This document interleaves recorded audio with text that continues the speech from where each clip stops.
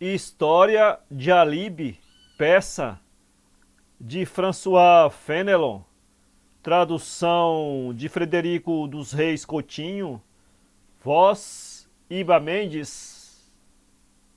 O Shah Abbas, rei da Pérsia, durante uma viagem, distanciou-se de todo o seu séquito a fim de passar pelo campo sem ser reconhecido e para ir apreciar o povo em toda a sua liberdade natural. Levou consigo apenas um dos seus cortesãos. Não conheço absolutamente nada, disse-lhe o soberano, os verdadeiros costumes dos homens. Tudo o que de nós se aproxima está disfarçado. É a arte e não a simples natureza que se nos apresenta. Quero estudar a vida rústica e ver essa espécie de homens que é tão desprezada, embora seja um verdadeiro sustentáculo de toda a sociedade humana. Estou enfadado de ver palacianos que me observam para me surpreender com lisonjas. Preciso ver agricultores e pastores que não me conheçam.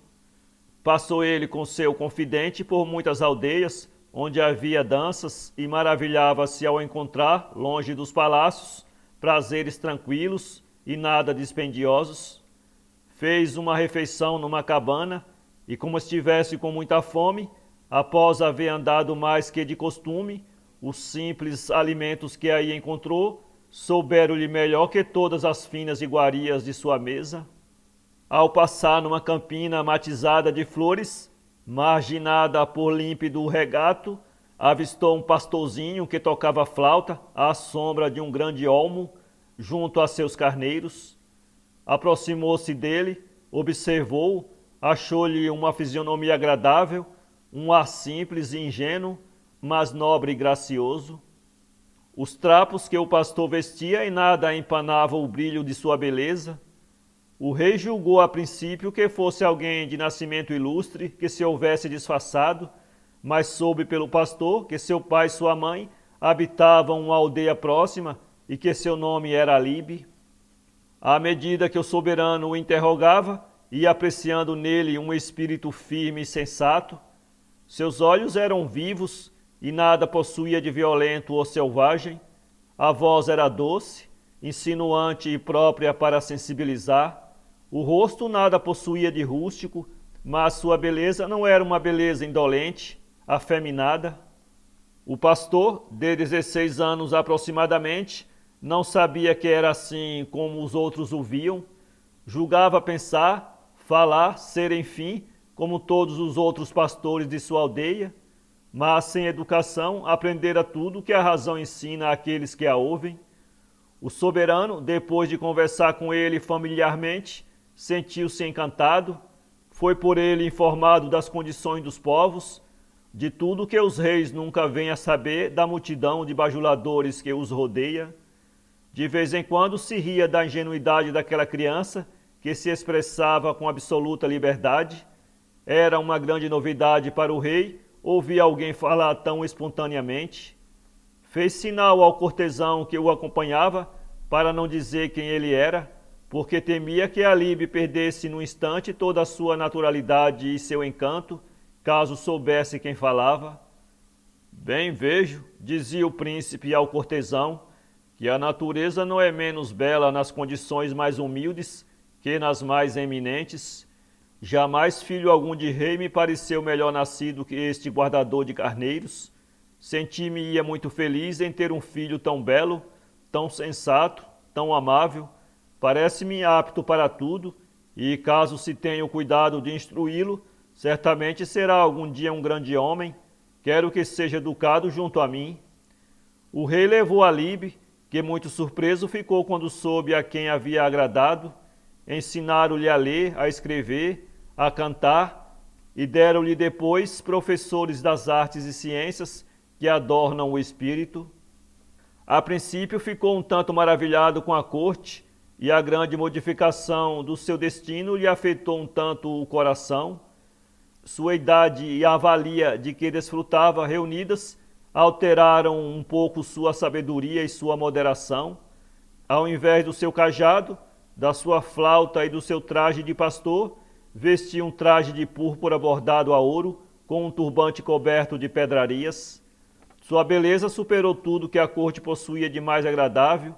Ele se tornou apto para os negócios mais sérios e mereceu a confiança de seu senhor que, conhecendo o gosto requintado de Alibe por todas as magnificências de um palácio, acabou dando-lhe um cargo muito importante na Pérsia, qual seja o de guardar tudo que o príncipe possui em pedrarias e em alfaias de valor. Durante toda a vida do grande Shah Abbas, a valia de Alibe não cessou de aumentar. À medida que ele ia alcançando idade mais madura, mais se lembrava de sua condição antiga e muitas vezes dela sentia saudade. Ó belos dias, dizia consigo, dias inocentes, dias em que desfrutei uma alegria pura e sem perigo, dias depois dos quais outros não tive tão aprazíveis. Será que não vos tornarei a ver? Aquele que de vós me privou, ao me dar tantas riquezas, privou-me de tudo. Quis rever sua aldeia, comoveu-se em todos os lugares onde outrora dançara, cantara, tocara flauta com seus companheiros, fez algum bem a todos os seus parentes e amigos, mas almejou-lhes como principal felicidade que jamais deixassem a vida campestre e nunca experimentassem as desditas da corte. Tais desditas ele as sentiu após a morte de seu bom senhor, o Shah Abbas. A este sucedeu o filho, Shah Sefi. Cortesãos invejosos e dominados pela ambição acharam meios e modos de preveni-lo contra Alibe. Ele abusou, diziam, da confiança do falecido rei, acumulou tesouros imensos e desviou muitas coisas de altíssimo valor, das quais era o depositário. O rei Sefi era jovem e príncipe, tanto não era necessário para ser crédulo, desatento e incauto. Teve a vaidade de querer parecer reformar aquilo que o rei seu pai fizera e julgar melhor que ele. A fim de ter um pretexto de destruir Alibe de seu cargo, pediu-lhe a conselho de seus cortesãos invejosos que lhe levasse uma cimitarra guarnecida de diamantes de imenso valor, que o rei seu avô costumava cingir nos combates.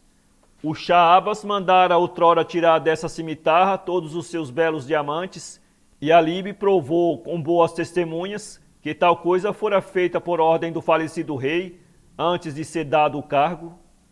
Quando os inimigos de Alibe viram que não mais podiam servir-se deste pretexto para perdê-lo, aconselharam ao Shah Sefi que lhe pedisse para fazer dentro de 15 dias um inventário rigoroso de todas as alfaias preciosas, cuja guarda lhe incumbia. Ao cabo de 15 dias, pediu para ver pessoalmente todas as coisas. Alibe abriu-lhe todas as portas e mostrou-lhe tudo que ele guardava.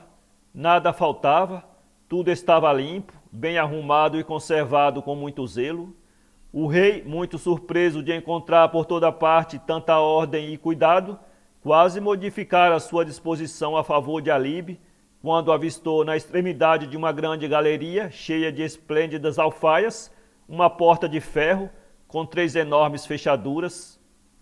É aí, disseram-lhe ao ouvido os cortesãos invejosos, que Alibe escondeu todas as coisas preciosas que desviou. Logo o rei gritou encolerizado: "Que guardou aí? Mostre-mo!"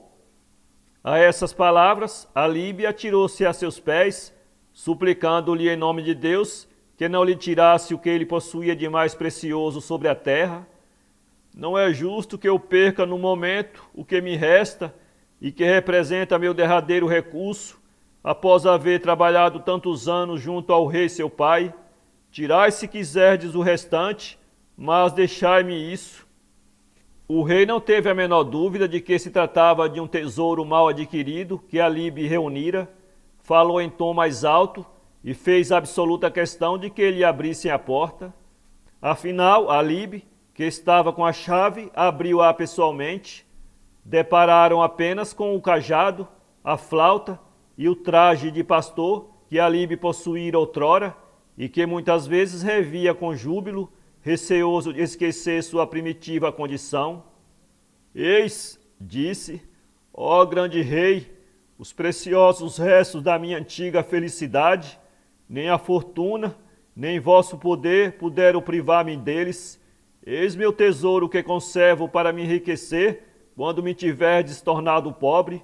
Retomai tudo mais, deixai-me estas queridas lembranças de meu primeiro estado, ei-los meus verdadeiros bens, que jamais me faltarão.